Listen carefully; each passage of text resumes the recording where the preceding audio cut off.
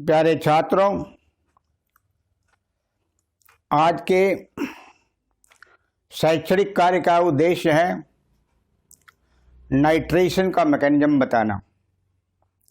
Nitration क्या होता है, नाइट्रेशन में कौन सी इलेक्ट्रोफाइल काम करती है, उससे बनने वाला कौन सा प्रोडक्ट बनता है, इस सब की चर्चा मैं पूर्व में आपसे कर चुका हूं। आज मैं अपने को केवल नाइट्रेशन के मैकेनिज्म तक ही सीमित रखूंगा और particularly with reference to benzene मैं मैकेनिज्म की चर्चा करूंगा। जैसा आपको पता है कि नाइट्रो ग्रुप के द्वारा हाइड्रोजन का रिप्लेसमेंट नाइट्रेशन कहलाता है।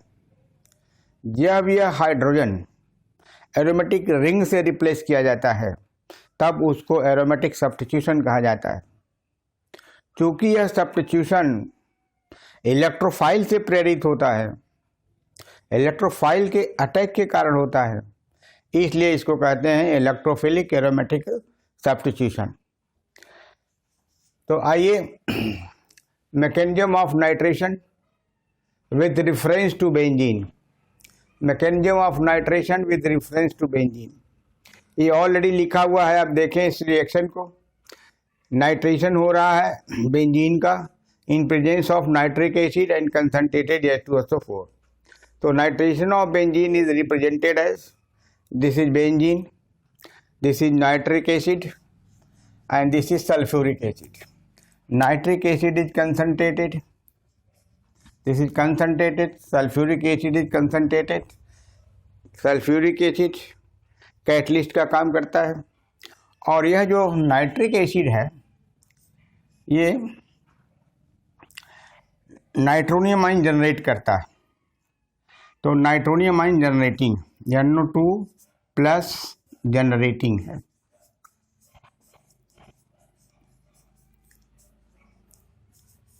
Nitric acid concentrated nitric acid nitronium ion generating है।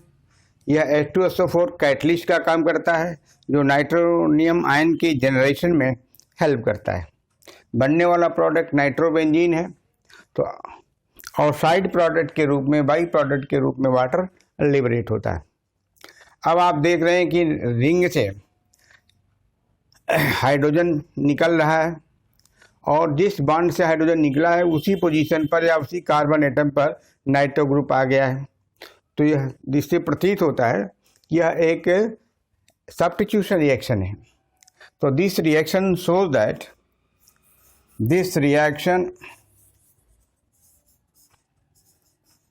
shows that nitration is an example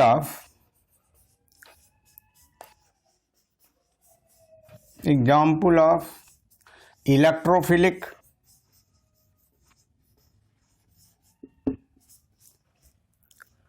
aromatic substitution reaction।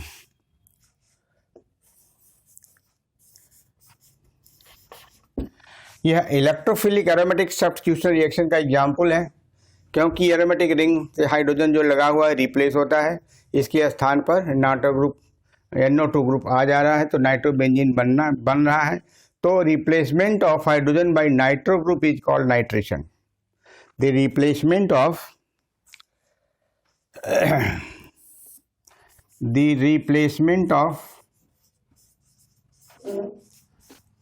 H atom by NO2 group is called nitration।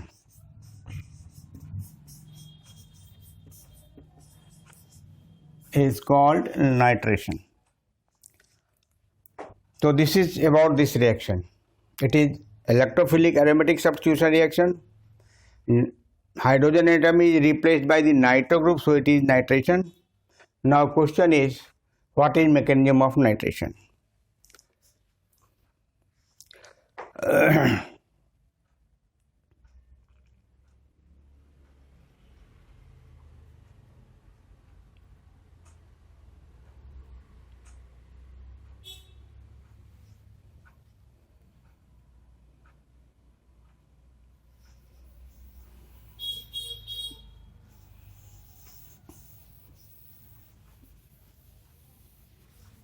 Now mechanism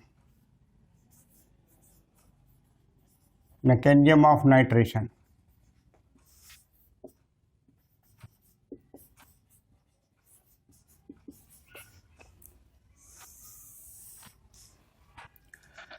This mechanism consists of 3 steps.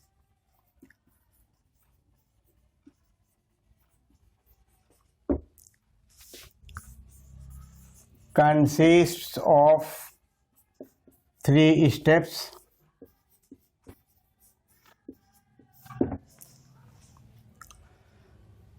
Three steps में पहला step है generation of nitronium ion electrophile.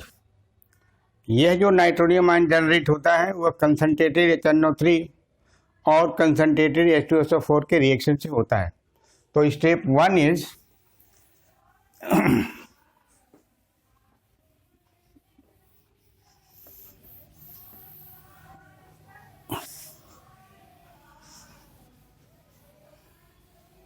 Step first generation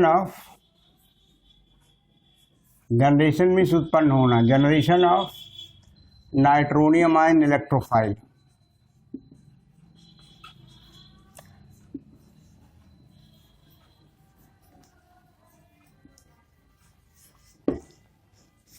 from a mixture of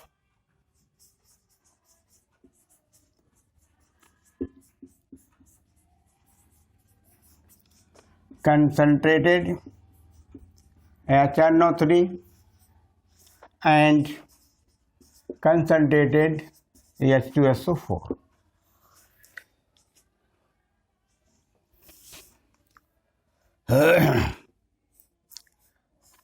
ये nitric acid को हम ऐसे लिख सकते हैं, नाइट्रिक एसिड है, और सल्फ्यूरिक एसिड को हम इस प्रकार लिख सकते हैं OH, this is sulphuric acid. पहला नाइट्रिक एसिड है, दूसरा सल्फ्यूरिक एसिड है।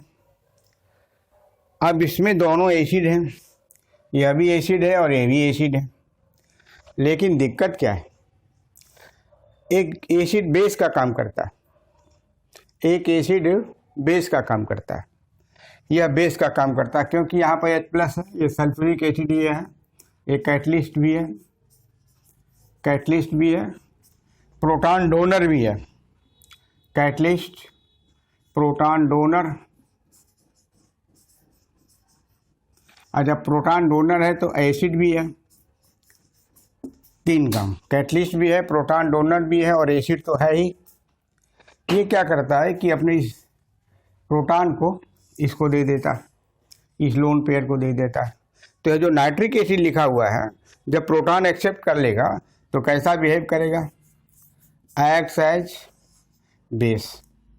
This is important point, confuse मत कीजिएगा। दोनों एसिड हैं, नाइट्रिक एसिड भी एसिड है, सल्फ्यूरिक एसिड भी एसिड है, लेकिन नाइट्रोनियम आयन के फॉर्मेशन में नाइट्रिक एसिड बेस जैसा बिहेव करता है क्योंकि यह प्रोटॉन को एक्सेप्ट कर लेता है, ये प्रोटॉन को एक्सेप्ट करता है, रिवर्सिबल रिएक्शन होता है। ऐसा होने से H+ यह पॉजिटिव चार्ज आ जाएगा, NO2 बनेगा, प्लस यहाँ से निगेटिव आयन आ जाएगा, ऐसा निगेटिव, ऐसा। ये हाइड्रोजन सल्फेट बन गया, इसको ऐसे भी लिख सकते हैं, और HSO4 माइनस, इसका नाम हाइड्रोजन सल्फेट है, हाइड्रोजन सल्फेट। ये हाइड्रोजन सल्फेट है, इसी हाइड्रोजन सल्फेट का एक स्ट्रक्चर है। ये प्रोटोनेटेड नाइट्रिक एसिड है। यह प्रोटोनेटेड नाइट्रिक एसिड करता क्या है कि इलेक्ट्रॉन पेयर को इसको दे देता है, तो टूट जाता है, H2O में प्लस नाइट्रोनियम आयन में टूटता है, ऐसे। इस तरह से नाइट्रोनियम आयन बनता है। ये नाइट्रोनियम आयन इलेक्ट्रोफाइल है, दिस इज इलेक्ट्रोफाइल, यही अटैकिंग इलेक्ट्रोफाइल है। तो इस तरह से H2SO4 और नाइट्रिक एसिड के, this is nitric acid. Nitric acid नाम है लेकिन काम करता है कैसा, बेस जैसा, क्योंकि प्रोटॉन सल्फ्यूरिक एसिड का ये टेकअप करता है। तो आप पढ़े होंगे कि ऐसा सब्सटेंस जो प्रोटॉन एक्सेप्ट करता है वो बेस कहलाता है, तथा जो प्रोटॉन देता है वो एसिड कहलाता है। यही बात इसमें हो रही है।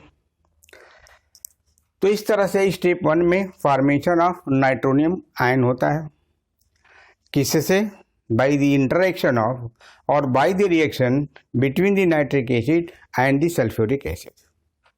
अब स्टेप 2 देखिए क्या होता है स्टेप 2 में। Step 2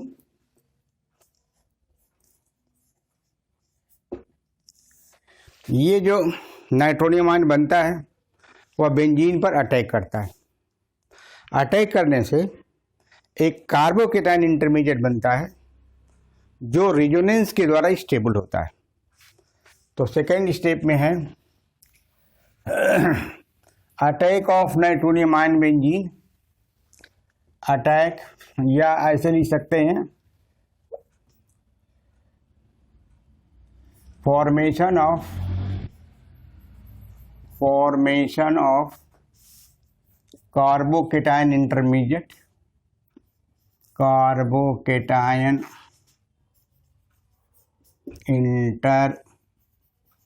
formation of carbocation intermediate by attack of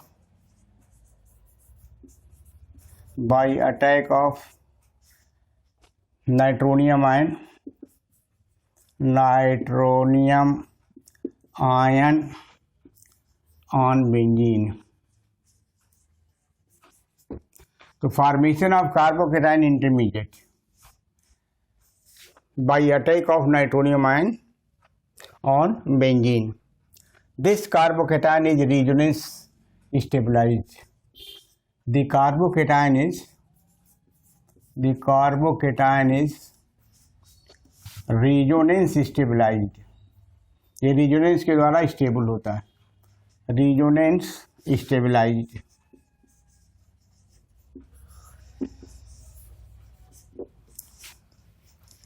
This is slow process.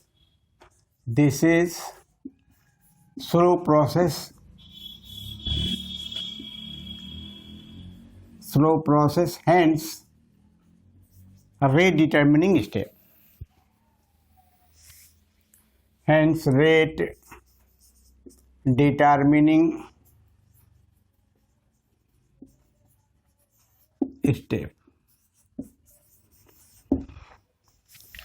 अब रिएक्शन देखिए।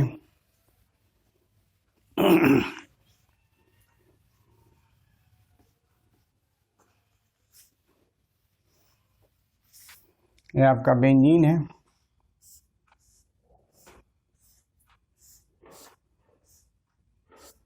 ऐसे नाइट्रोनियम आयन अटैक कर रहा है। तो जब अटैक करेगा पाई इलेक्ट्रॉन यहाँ शिफ्ट करेगा,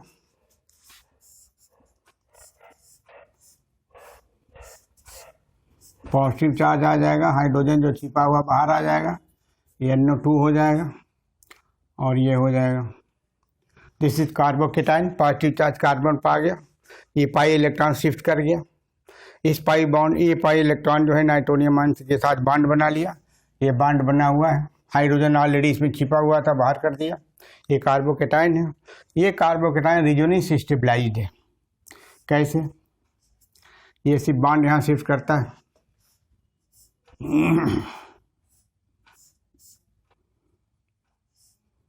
तो ये पॉजिटिव चार्ज यहाँ आ जाएगा, फिर ये यहाँ शिफ्ट करेगा तो एक और एक और स्ट्रक्चर बन जाएगा। एक यहाँ हो गया, एक यहाँ हो गया, एक यहाँ हो गया, ये H हो गया, ये NO2 हो गया। ये 3 स्ट्रक्चर्स बनते हैं। ये तो कार्बोकेटायन रिजोनेंस स्टेबलाइज्ड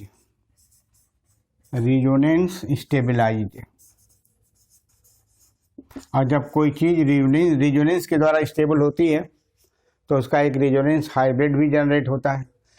ये सभी स्ट्रक्चर्स को मिला करके एक कंपोजिट स्ट्रक्चर बनता है, जिसे हम ऐसे शो कर सकते हैं रिजोनेंस हाइब्रिड को, NO2। अब देखिए पॉजिटिव चार्ज यहाँ से शुरू हो रहा है, यहाँ पर पॉजिटिव चार्ज था, अब दूसरे बार यहाँ पॉजिटिव चार्ज चला गया, तीसरी बार यहाँ पॉजिटिव चार्ज चला गया, यानी पॉजिटिव चार्ज का जो डीलोकलाइजेशन हो रहा है वो यहाँ से लेकर के यहाँ तक हो रहा है। ये जो है रिजोनेंस हाइब्रिड हो गया कार्बोकेटाइन का, रिजोनेंस हाइब्रिड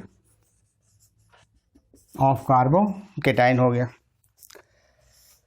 अब देखिए इसमें ये रेट डिटर्मिनिंग स्टेप है, दिस इज स्लो स्टेप। तो इस स्टेप की कैरेक्टरिस्टिक्स क्या है? तो कैरेक्टरिस्टिक्स पहला इसका ये है, इट्स स्लो स्टेप। फर्स्ट इसका कैरेक्टरिस्टिक है कि ये स्टेप स्लो है, hence rate determining step, hence rate determining step. आज जब ये रेट डिटर्मिनिंग स्टेप होगा तो rate of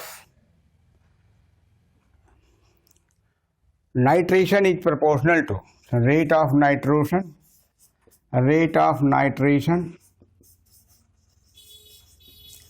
is proportional to stability of carbocation, stability of carbocation, stability of carbocation। तो दो चीज़ क्लियर हो गया, स्लो स्टेप है इसलिए रेट डिटर्मिनिंग स्टेप है ये।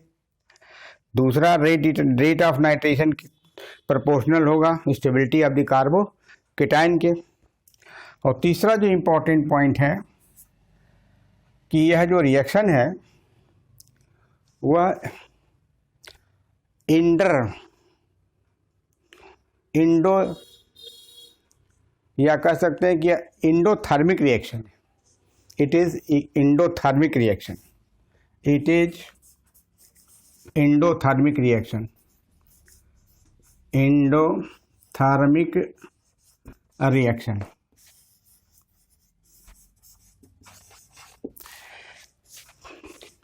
कैसे पता चलेगा कि इंडोथर्मिक रिएक्शन है? इंडोथर्मिक रिएक्शन कैसे ज्ञात करेंगे कि यह रिएक्शन इंडोथर्मिक है?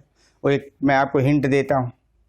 जैसे यह कंपाउंड जो बेंजीन है एरोमेटिक है और कार्बोकेटाइन जो जनरेट हो रहा है वह नॉन एरोमेटिक है।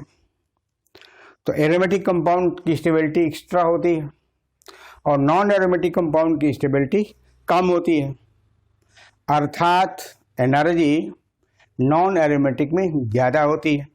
तो एनर्जी आई कहाँ से? इसके पास कार्बोकेटाइन की एनर्जी ज़्यादा है और इसकी एनर्जी कम है। तो लिख सकते हैं यहाँ पर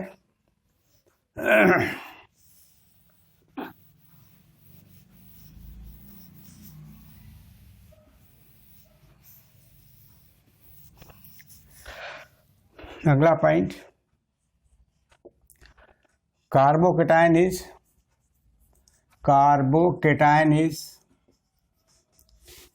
नॉन एरोमेटिक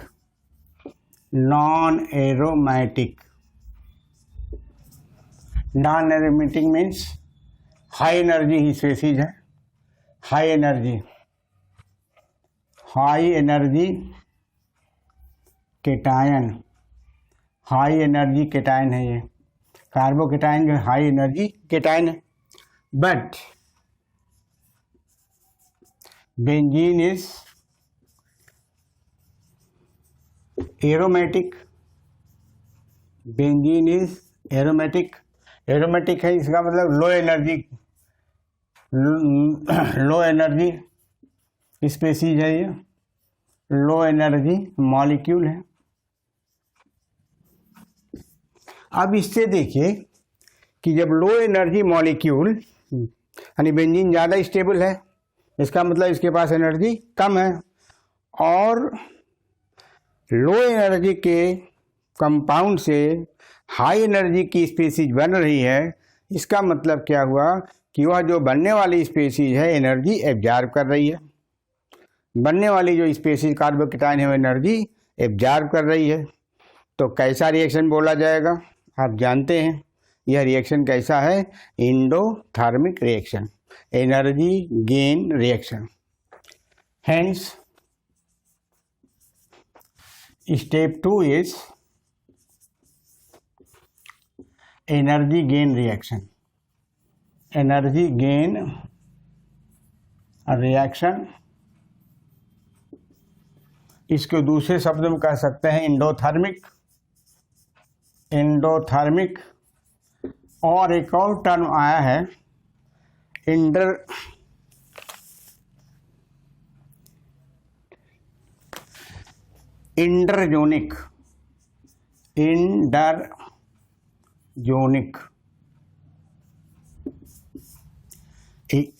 इंडोथर्मिक और इंडरजोनिक। तो इस तरह से मैंने आपको समझाया कि ये जो स्टेप 2 में बनने वाला कार्बोकेटाइन है कैसा है, इसकी कैरेक्टरिस्टिक स्टेप 2 की क्या है। ये स्लो स्टेप प्रोसेस है, इसलिए रेट डिटर्मिनिंग स्टेप है, और इसी से रेट का निर्धारण होगा। रेट किसका, नाइट्रेशन का। तो rate of nitration is proportional to stability of carbocation. Carbocation की स्टेबिलिटी जितना ही ज़्यादा होगी रेट ऑफ रिएक्शन उतना ही होगा।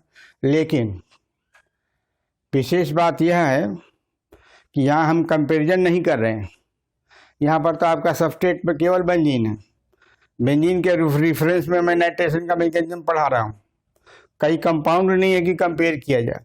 लेकिन आगे चल करके आपको 2 कंपाउंड दिए जाए, एक को बेंजीन दिया जाए और एक को टॉल्यूइन दिया जाए, दोनों का नाइट्रेशन कराया जाए, तो टॉल्यूइन का नाइट्रेशन का रेट जो होगा ज़्यादा होगा, क्योंकि टॉल्यूइन का जो CH3 है उसके द्वारा कार्बोकेटाइन स्टेबल हो जाएगा।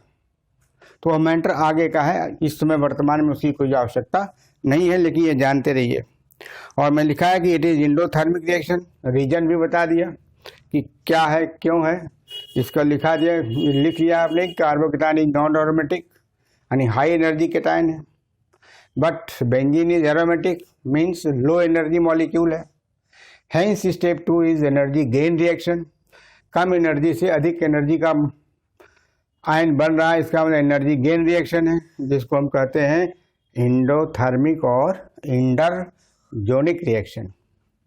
इंडोथर्मिक और इंडोजोनिक रिएक्शन ऐसे। तो this is about the step 2।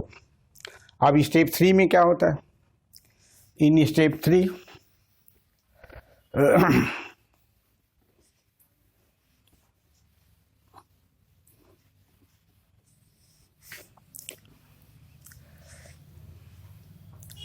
Step 3 जो हाइड्रोजन सल्फेट बना हुआ है पहले स्टेप में, वो हाइड्रोजन सल्फाइड एनाइन जो है प्रोटॉन को एब्स्ट्रैक्ट कर लेता है कार्बोकेटाइन से, फाइनल प्रोडक्ट बन जाता है।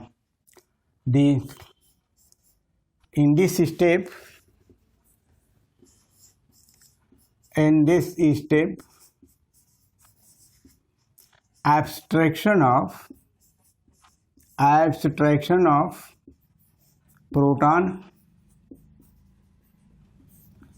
abstraction of proton from carbocation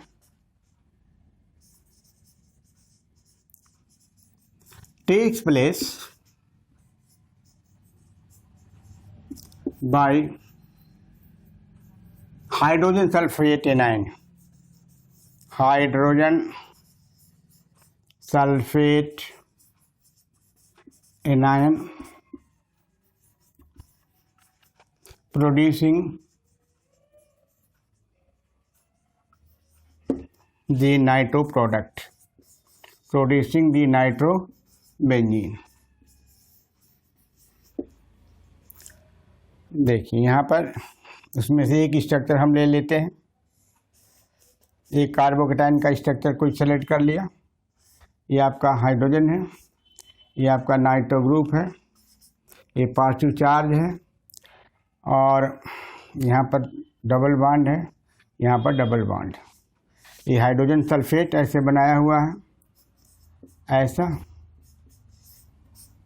OH hydrogen sulphate है। ये करेगा क्या कि इसको ले लेगा, इस प्रोटॉन को खींचेगा, और इस प्रोटॉन को खींचने से होगा क्या कि जो बॉन्डिंग पेयर कार्बन और हाइड्रोजन के बीच में जो बॉन्डिंग पेयर है ये रिंग को शिफ्ट कर जाएगा, जिससे यह जो कार्बोकेटायन है अब ये बेंजीन में बदल जाएगा।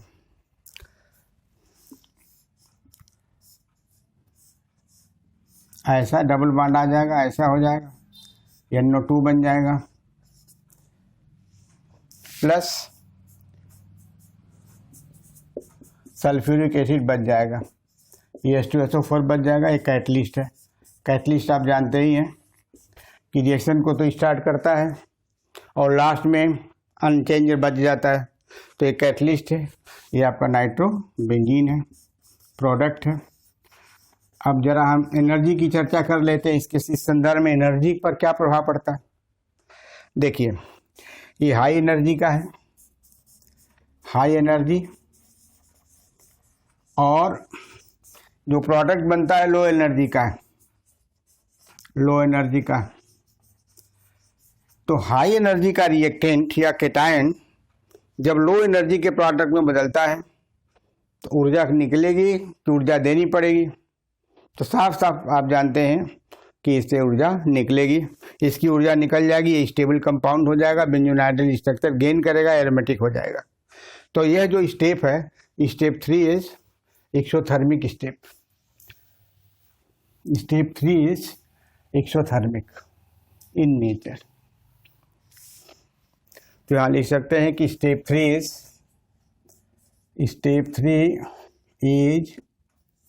Exothermic, exothermic in nature. Exothermic in nature, इसको एक्सोजेनिक भी बोलते हैं। एक्सोथर्मिक का दूसरा नाम है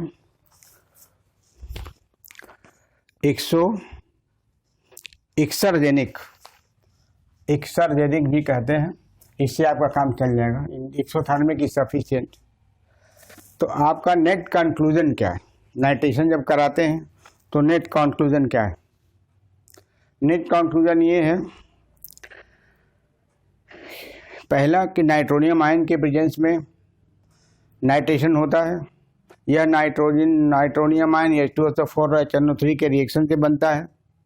दूसरे स्टेप में नाइट्रोनियम आयन बेंजीन पर अटैक करता है, जिससे कार्बोकेटायन इंटरमीडिएट बनता है, और बेंजीन से कार्बोकेटायन इंटरमीडिएट का बनना एंडोथर्मिक रिएक्शन कहलाता है।